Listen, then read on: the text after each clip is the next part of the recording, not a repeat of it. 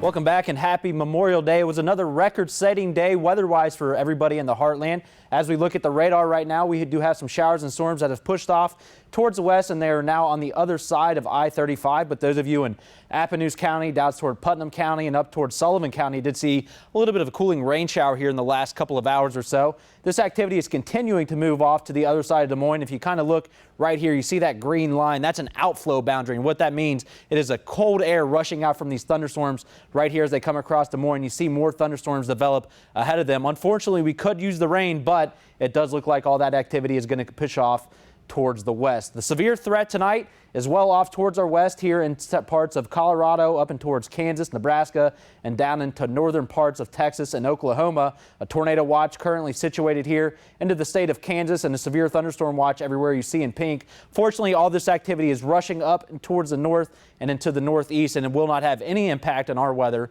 for the rest of the night. Today's highs across the Midwest were very warm for everybody, and in fact, some of the warmer temperatures were right here in the heartland. Kirksville got up to 95 degrees today, Omaha up to 96, Kansas City to 96 degrees, and a little bit cooler where it's usually not to our southwest at Wichita at 92, and Tulsa sitting at 92 degrees today as well. Observed highs across the heartland, everybody at 95 degrees or above. Macon rather, getting up to 96 degrees this afternoon. Milan up to 95, and Fairfield, the warm spot in southeast Iowa, their temperatures up to 96. Now, you factor that heat in with dew points up into the middle 60s, and it feels even worse outside. It was downright uncomfortable today as we did have dew points around 65 to 70 degrees. Fortunately, as we go into the weekend, these dew points are going to drop all the way below 50 degrees, and we're going to shape up for a very nice weekend starting on Sunday. Now, I mentioned record heat. This is our third day in a row that we have broken a record high temperature here in Kirksville. Our last three dates where we had record temperatures were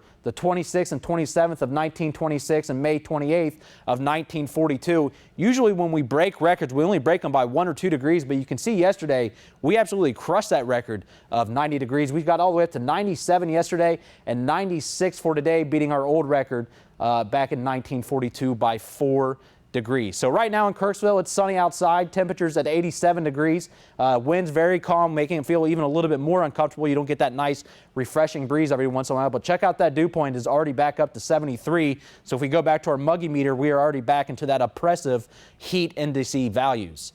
Temperatures right now across the area are starting to cool off a little bit. It is still quite warm right along the Iowa-Missouri border, 92 in Lancaster, 93 in Bloomfield, cooling off a little bit down here in Missouri. Kirksville's at 87 degrees, and Macon is currently sitting at 89. The big story in the weather world today is tropical or subtropical storm Alberto has just made landfall here in the Florida Panhandle, making its way up into Alabama. And you can see all the feeder bands that are feeding moisture into the storm.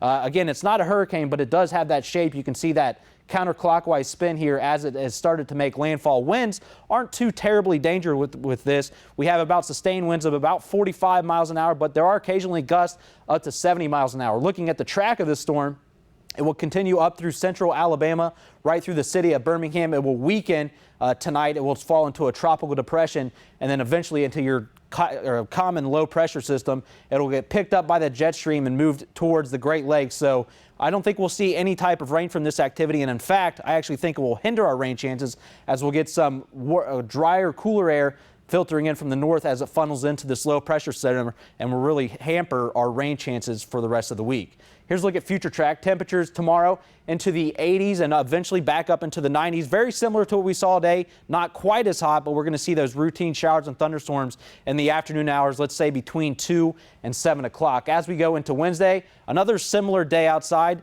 Temperatures will be a little bit cooler though, but there are still those afternoon rain chances. Humidity values will still be up around that 65 to 70%. So overnight tonight, we're looking at a low of just 66 degrees. Those storms again are going to continue to diminish and push off towards the west side of I-35. Tomorrow, another hot and humid day outside. More record heat is a question. Our record is 96. I don't think we'll get up there quite that high tomorrow, but there is that chance we're going to top out somewhere near 91. And then finally, Beth, up on that 7-day forecast, the week is pretty consistent with these hot and humid temperatures, but there is finally some relief on the